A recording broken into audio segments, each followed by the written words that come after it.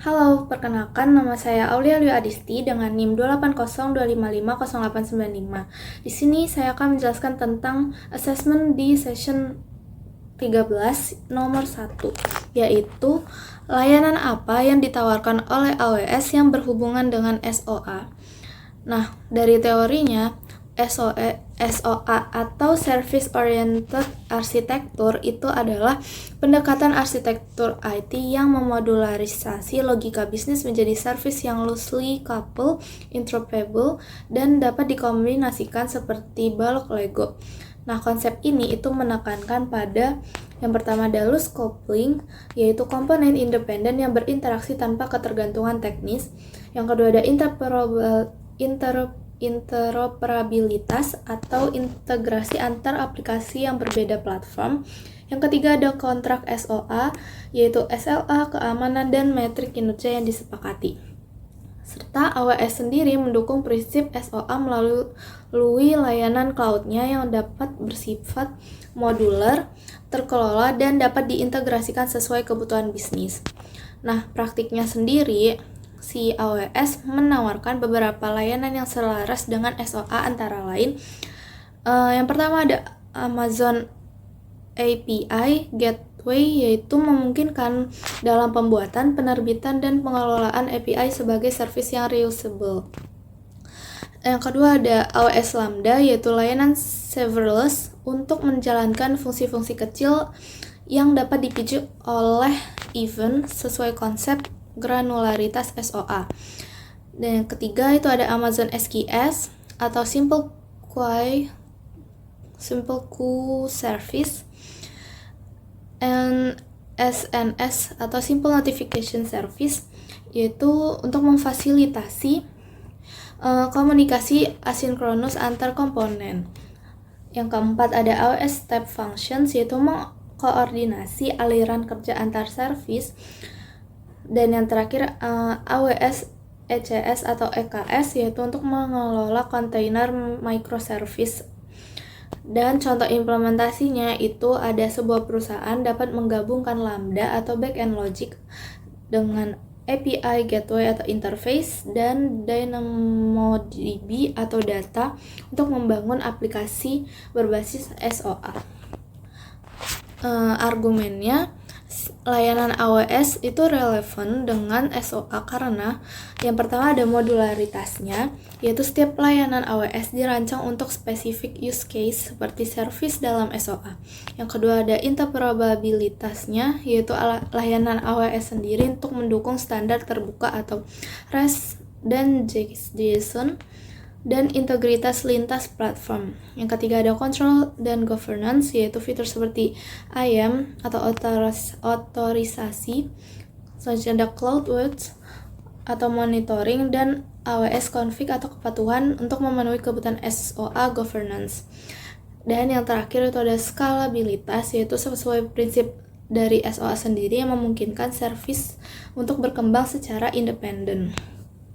Terus kelemahannya yaitu SOA di AWS itu memerlukan pemahaman mendalam tentang arsitektur untuk menghindari kompleksitas biaya dan manajemen. Dan yang terakhir ada pelengkapnya, yaitu AWS menyediakan layanan yang mengimplementasikan prinsip SOA mulai dari granularitas, loose coupling, hingga governance, sehingga cocok untuk perusahaan yang bertransisi ke arsitektur berbasis service. Sekian dari saya, terima kasih.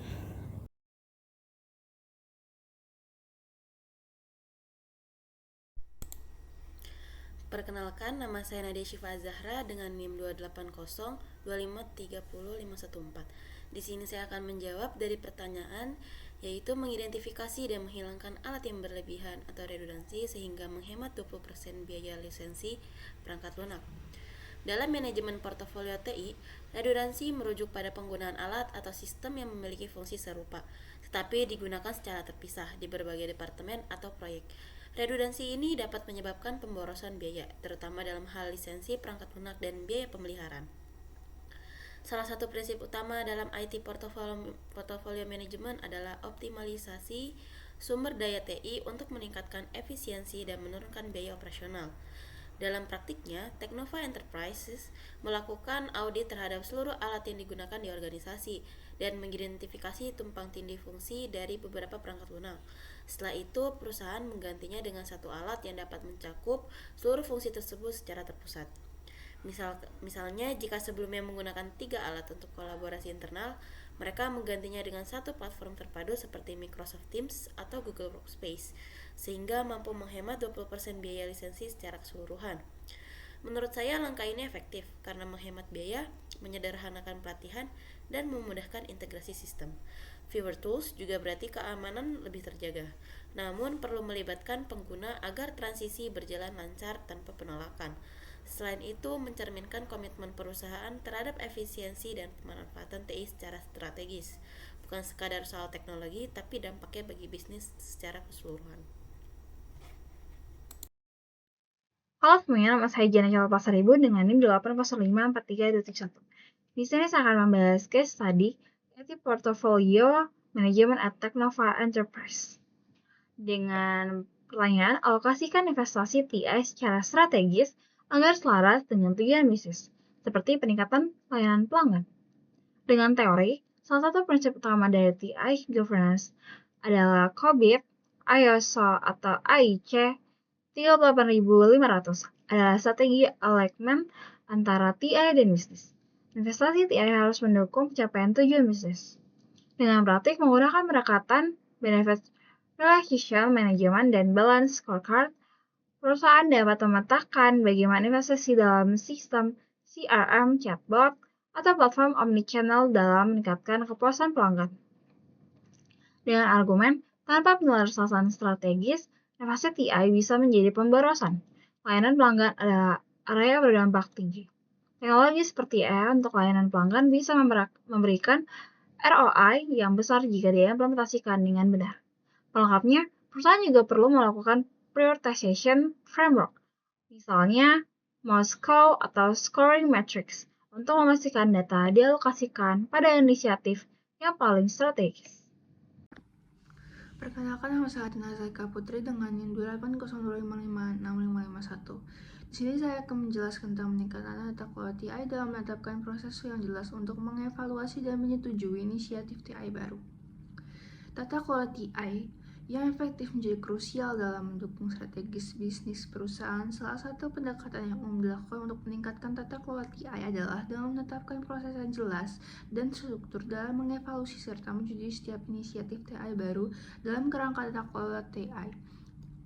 Teori COBIT menyarankan bahwa semua inisiatif TI harus melalui proses perencanaan, persetujuan, pengawasan, dan mengevaluasi memastikan bahwa TI memberikan nilai dan meminimalkan risiko. Dalam praktiknya, menetapkan proses evaluasi inisiatif TI berarti membentuk struktur data kelola seperti komite TI lintas departemen, menetapkan kriteria evaluasi, serta mekanisme persetujuan berbasis data. Namun, pelaksanaan ini seringkali menghadapi resistensi, khususnya dari kepala departemen merasa bahwa proses ini mengurangi otonomi mereka atau memperlambat pengambilan keputusan. Hal ini dapat diatasi dengan pendekatan manajemen perubahan, termasuk komunikasi yang efektif, pelibatan stakeholder sejak awal, serta pelatihan tentang manfaat jangka panjang dari tata kelola TI. Argumennya, untuk menciptakan transparansi, akuntabilitas, dan konsistensi dalam pengambilan keputusan TI. Tanpa mekanisme ini, perusahaan beresiko menghadapi inisiatif TI yang tumpang tindih, pemborosan sumber daya, dan potensi kegagalan proyek. Namun, penting juga untuk menyeimbangkan tata kelola dengan agility. Artinya, proses evaluasi harus cukup fleksibel agar tidak menjadi hambatan inovasi.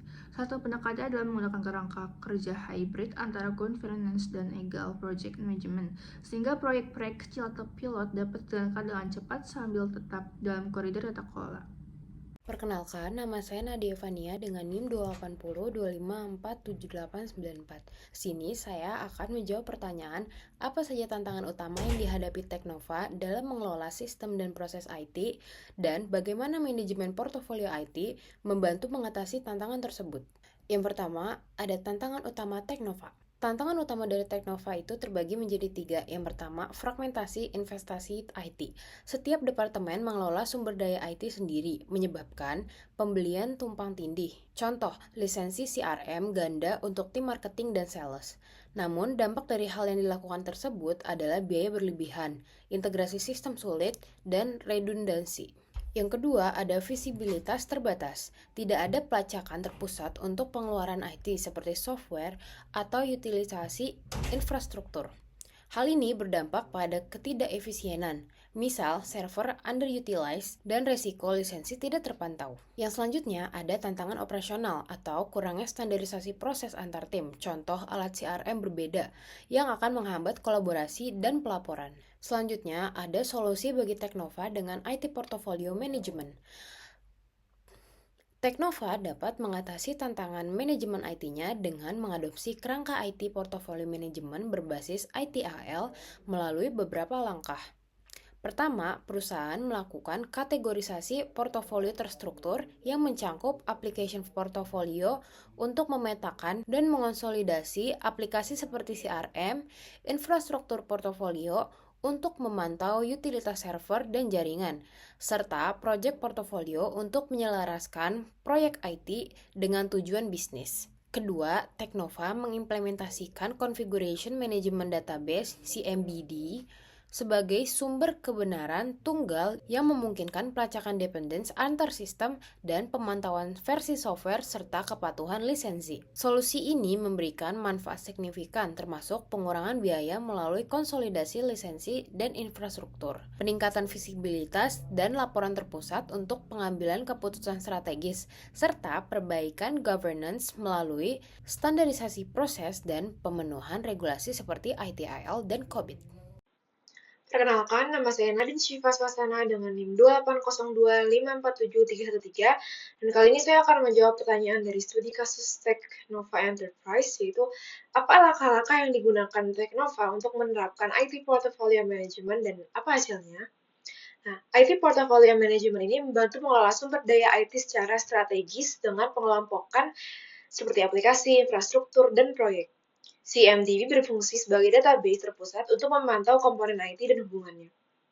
Teknova menerapkan 3 langkah. Yang pertama, mengelompokkan sumber daya IT ke dalam 3 portofolio. Yang kedua, menggunakan CMDB untuk memusatkan data versi software dan dependensi. Yang ketiga, menyelaraskan proses dengan standar ITIL. Hasilnya, mereka menghemat 20% biaya lisensi dan meningkatkan tata kelola IT. Pendekatan ini terbukti efektif meski ada tantangan seperti resistensi internal. Manfaatnya mencakup efisiensi biaya dan integritas data yang lebih baik. Nah, kolaborasi tim dan dukungan manajemen menjadi kunci keberhasilan transformasi IT Teknova.